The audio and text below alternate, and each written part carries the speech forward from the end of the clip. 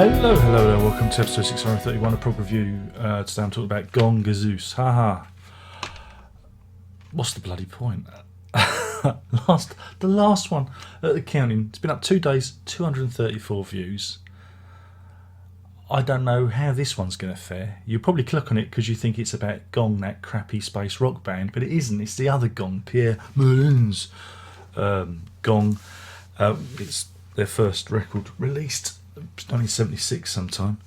Better do the thing. So this'll be I can't be bothered wasting my time with all this, to be quite honest. If you're not gonna watch, I do the thing, and I spend hours collating a nice little podcast for you with clips of the various things I've been reviewing. What's the point? No one's taking any notice. As long as it's Pink Floyd, yes. The usual suspects, you're not interested, and that's not a progressive at all a progressive frame of mind, is it? You should be ashamed to call yourself progressive rock fans if you do not check out some of the things I suggest. I pity you, whereas I'm a true progressive. You're not. Anyway, this was suggested to me by, I think it was Munton. I think Gareth Munton, whatever his name is, Munton, Mr. Munton. He suggested this. He said, "I know you don't like Gong, but you're going to like this." And I'm not really familiar with this side of the Gong, as it were, dark side of the Gong. And there you go. There's a title of a cover album for you. So yeah, I wasn't sure, but I was on a bit of an Alan Holdsworth trip the other day. You know, when I bought this, not the other day, it was a few weeks ago now. I've been meaning to do this, but you know, it's like I put it off. So I thought, well, Alan Holdsworth's on it, so it's got to be interesting, because I was listening to stuff he was doing with various people, and I picked it up, and yeah, I enjoyed it. I thought it was rather fun.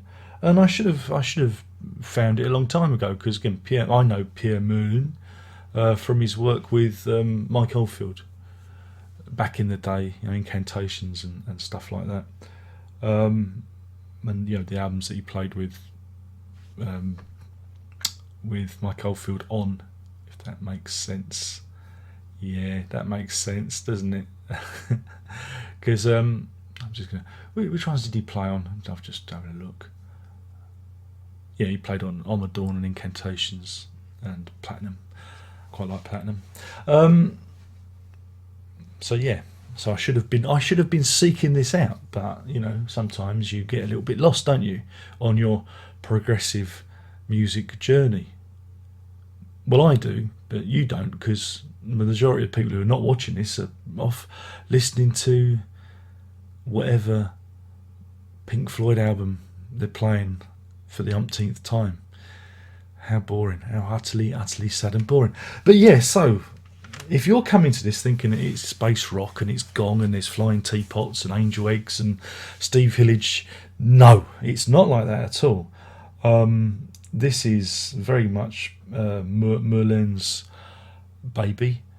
It's got percussion all over it, vibraphone and marimbas and glockenspiels and saxophones and synthesizers. I'm sure there's a synthesizer on it. Probably there isn't, but there's guitars as well. But it's very percussion driven. Very, very percussive album. And I sort of like to say about it, really. I found it again. Gazeuse is from the French for bubbly, effervescent, fizzy, gassy, even. Like the bubbles in a glass of sparkling champagne. And the music, I mean, there's never been a more suitable title for an album, because this one is a real upbeat. That's the sound of the dog wanting to come in, because she went out. And I thought, you coming in, are you? Okay. You wanted to go out, didn't you? You want to go upstairs? Oh, you want to fuss now, do you? You've been missing me. Oh, she's been missing me. This uses up the minutes, doesn't it? So yeah.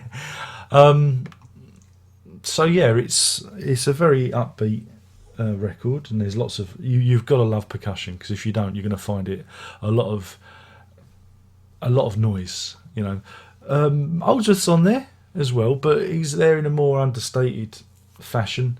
He's not all over it like some of the albums he's on. He's a bit more. I think I would say he's a bit more restrained on it than others, but his contribution's still interesting. Again, there's a track called Shadows Of on the second side, if you play it on vinyl, not playing it on CD, which is a reworking of a track from his album Velvet Darkness. I think it's a title track from that. So he puts his mark on the record. Again, it's always interesting to hear Oldsworth playing with other people. Again, I think it always brought the best out of him, or the more interesting side of him out. So yes, I mean, I liked it. I thought it was good. It's jazzy, it's funky, it's got lots of percussion on it. I like the opening track, Espresso, not Espresso, Espresso, which was the title of the American release of this, funnily enough. There you go. I'm almost giving you facts. That's because I've read the Wikipedia page, and really, if you want facts about albums, that's what you should be doing, instead of coming on YouTube looking for facts and expecting facts to be within reviews, like some people do, because they're misguided and they think reviews are a encyclopedia entry about a band when they're not. They're about personal opinion about a record. Oh my God, some people are so thick, aren't they? Do you get the feeling that everything's just annoying me at the moment? It is. I'm annoyed by everything. So I am stroking a dog, and that's not a euphemism. That's not the same as spanking the monkey. I am stroking the dog because Hannah decided she wanted a fuss, it doesn't make for good reviews, does it? Really, I'm a terrible reviewer. People keep telling me I should give up. Maybe I should, because I can't give you what you want. I can't give you any more Pink Floyd or Yes reviews or Genesis, because I've done them all. And I'm really thinking that, and I'm not being dramatic here, I'm really wondering where the hell I'm going to go with this, because I could carry on talking about albums I'm enjoying, but no one's going to watch. And that makes me the equivalent of some sad old tramp standing on the corner shouting out random words, but on YouTube.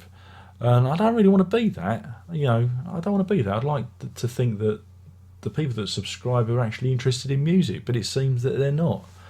And that depresses me somewhat. And it gets me down, because I do feel like I'm just shouting into space. I know the diehards support me, and that fills me with so much joy. And this is it. I'm grateful for that. But when you see that, certain reviews get so many views and certain reviews don't, you just wonder, what's the bloody point? Doing this, putting it in, rendering it, uploading it, writing out it's just a waste of fucking time, isn't it? But anyway, this is a really good album. I'm getting off the topic and I'm getting all maudlin, but it gets me to the 10-minute mark, which allows me to slap even more adverts on this, because I'm a money grabber, aren't I?